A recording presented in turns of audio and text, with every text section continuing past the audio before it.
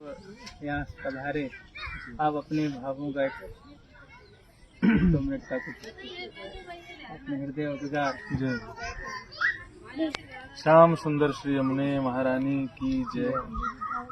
सर्वप्रथम तो ब्रज में रहते हुए तो 24 वर्ष हो गए, लेकिन जन्म ही ब्रज का है।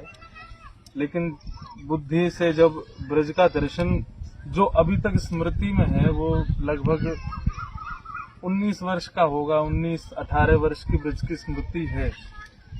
अपने 19-18 वर्ष की स्मृति में ऐसे ब्रज का दर्शन यमुना मिशन के द्वारा प्रथम बार मैंने किया।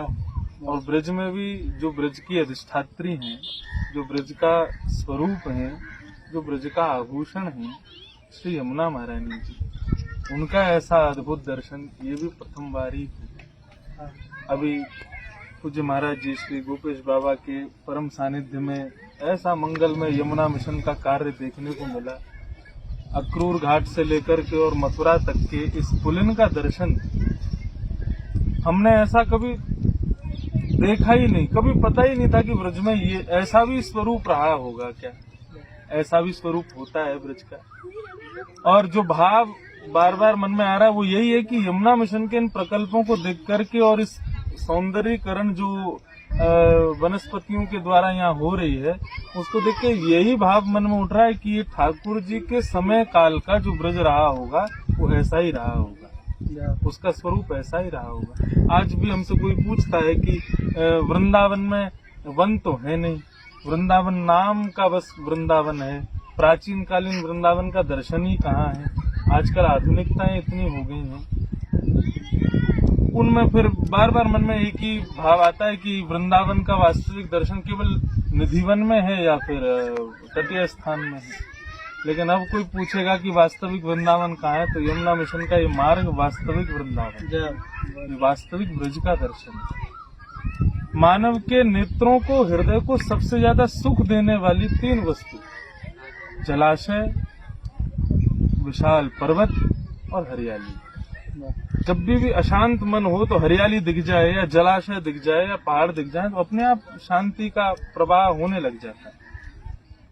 वृंदावन में श्री यमुना जी का दर्शन देख करके ब्रजवासियों का हृदय बहुत बहुत शुभित होता है, क्योंकि हमारी स्वामिनी है, फिर भी उनका हम जिस प्रकार से अपनी माँ का ख्याल रखना चाहिए, रक्षा रखनी चाहिए, करनी चाहिए, उनसे सही श्री यमुना मिशन के प्रकल्प से श्री यमुना जी का पुनः सौंदर्यकरण, पुनः शुद्धिकरण किया जा रहा है। ये समस्त ब्रजवासियों की एक प्रकार से हृदय को परम सुख प्रदान करने का भाव है।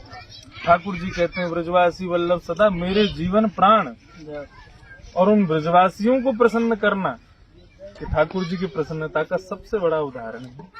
और इस प्रकल्प को देख करके निश्चित रूप से समस्त ब्रजवासी अत्यंत प्रसन्न होंगे।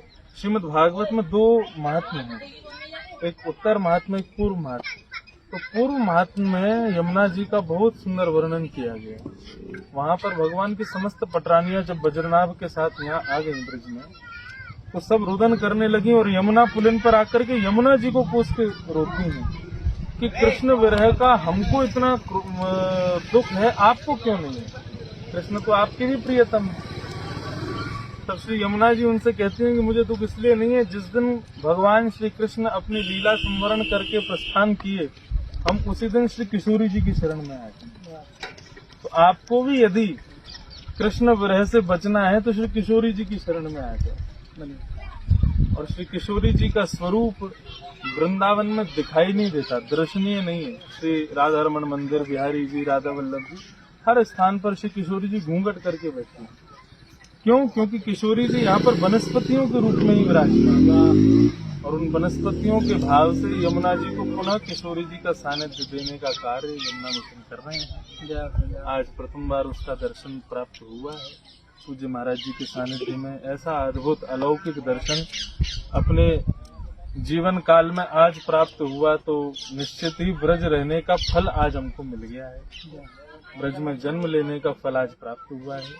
यमुना मिशन के समस्त पदाधिकारियों को, समस्त कार्यकर्ताओं को, समस्त फॉलोअर्स को और समस्त प्रेमी जनों को मेरी बहुत बहुत शुभकामनाएं।